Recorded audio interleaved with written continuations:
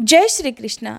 आज की इस वीडियो में जानिए वैशाख मास के कृष्ण पक्ष में आने वाली एकादशी के बारे में, जिसका नाम वरुथनी एकादशी है।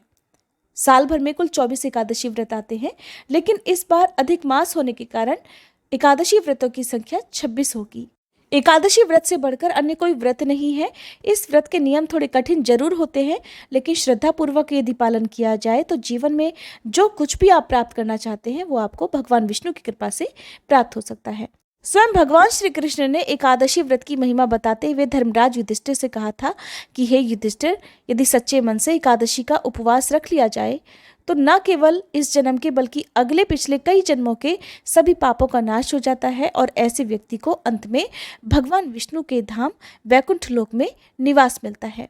व्रत के नियमों का पालन दशमी तिथि से लेकर द्वादशी तिथि तक किया जाता है। इस बार साल 2023 में 16 अप्रैल रविवार के दिन वरुथनी एकादशी है और उपवास इसी दिन रखा जाएगा। भगवान को भोग लगाने के लिए तुलसी पत्र एक दिन पहले यानी कि शनिवार के दिन ही तोड़कर रख लेने चाहिए। एकादशी की तिथि प्रारंभ होगी 15 अप्रैल शनिवार की रात 8:46 से और समाप्त होगी 16 अप्रैल रविवार की शाम 6:14 पर।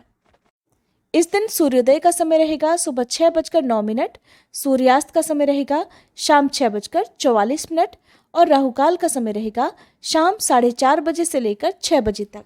एकादशी व्रत के दिन चावल का पूरी तरह से त्याग करना चाहिए। द्वादशी तिथि प्रारंभ होगी 16 अप्रैल रविवार की शाम 6:15 से, जिसकी समाप्ति 17 अप्रैल सोमवार की दोपहर 3:46 पर हो जाएगी। इस बार जो एकादशी का व्रत रखा जाएगा वो एकादशी द्वादशी तिथि युक्त एकादशी रहेगी। 17 अप्रैल सोमवार को द्वादशी तिथि के दिन सूर्योदय सुबह 6:08 पर, सूर्यास्त का समय शाम 6:44 पर रहेगा। राहुकाल का समय रहेगा सुबह 7:30 बजे से लेकर 9 बजे तक। राहुकाल के समय को अशुभ मुहूर्त में गिना जाता है। व्रत पारण की तिथि और मुहूर्त रहेगा 17 अप्रैल सोमवार को सुबह 6:09 से लेकर 7:25 तक। यदि किसी कारण से आप सुबह के इस मुहूर्त में व्रत ना खोल पाएं तो फिर इसके बाद से 9:05 से लेकर 10:15 के अंदर भी व्रत खोल सकते हैं, क्योंकि इसके बीच में राहुकाल का समय रहेगा। और व्रत हमेशा शुभ मुहूर्त में ही खोलना चाहिए। शुभ मुहूर्त यानी कि उस समय हरिवासर का समय ना हो।